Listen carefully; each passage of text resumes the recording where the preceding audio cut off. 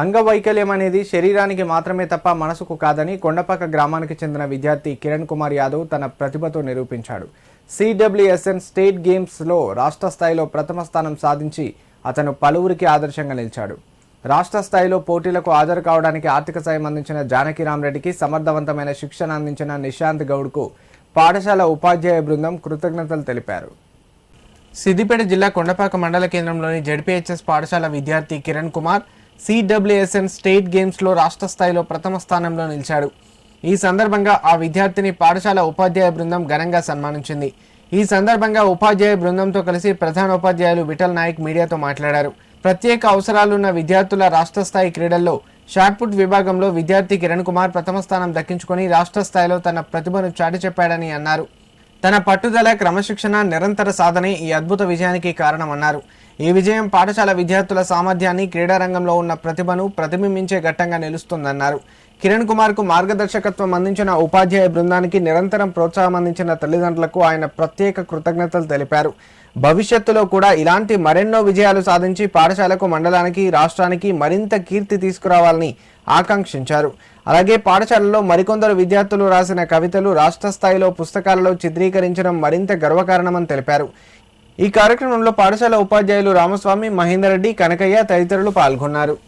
Children with special needs రాష్ట్ర స్థాయి పోటీలో మా పాఠశాల విద్యార్థి ఉడిమ్యాకల కిరణ్ కుమార్ యాదవ్ మొదటి స్థానాన్ని షాట్పుట్లో సంపాదించడం జరిగింది. దానికి గాను విద్యార్థికి ప్రథమ బహుమతి కప్పును హైదరాబాదులో బహుకరించడం జరిగింది.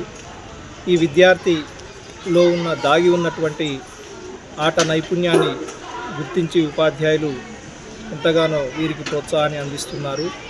ముఖ్యంగా నిన్న జరిగినటువంటి పారా అథ్లెటిక్స్లో పోటీల్లో కాకుండా గతంలో ఆగస్టు 29 నుంచి 31వ తారీఖు నాడు వరకు జరిగినటువంటి ఆల్ ఇండియా నేషనల్ కాంపిటీషన్లో కూడా విద్యార్థి మధ్యప్రదేశ్ రాష్ట్రంలో గ్వాలియర్లో నిర్వహించినటువంటి పారా ఒలింపిక్స్లో కూడా పాల్గొనడం జరిగింది.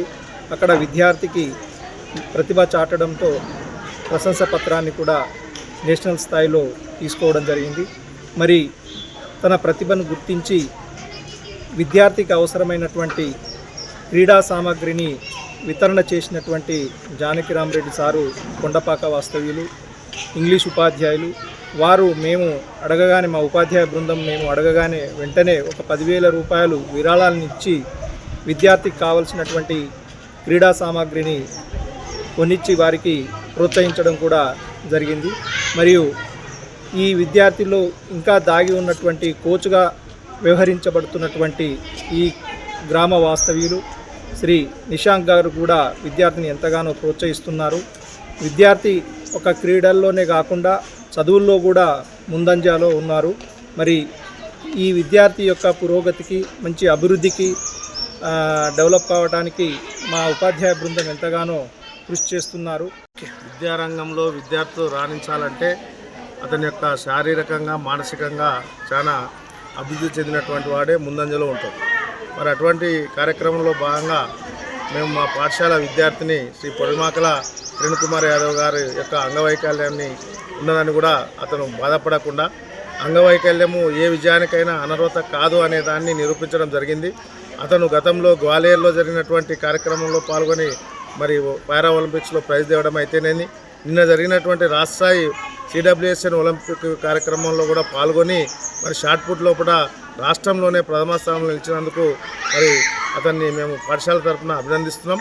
మరి దీని తరఫున ఉన్నటువంటి వ్యక్తులు ఎవరైతే ఉన్నారో అతని యొక్క ప్రోత్సాహాలు ఖచ్చితంగా మాకు రావాలని విద్యార్థి కోరుకుంటుండు. ముఖ్యంగా జానకిరామరెడ్డి గారు ఇచ్చినటువంటి ప్రోత్సాహంతో అతను ఈ రంగం లోపల ముందుకు దూసుకెళ్తున్నాడు. ఇంకా గ్రామం లోపల ఉన్నటువంటి ఈ క్రీడ పట్ల అభిరుచి పెంచేటువంటి ఎవరైనా సరే ఈ పొడిమాకల కిరణ్ కుమార్ యాదవ్కు ప్రోత్సాహం అందించినట్లయితే భవిష్యత్తులో అతను మరెన్నో విజయాలు సాధించి మన పాఠశాలకే కాదు, ఉపాధ్యాయ బృందానికే కాకుండా గ్రామానికి, జిల్లాకు, రాష్ట్రానికి మంచి పేరు తెస్తాడని ఆశిస్తున్నాం. Thank you.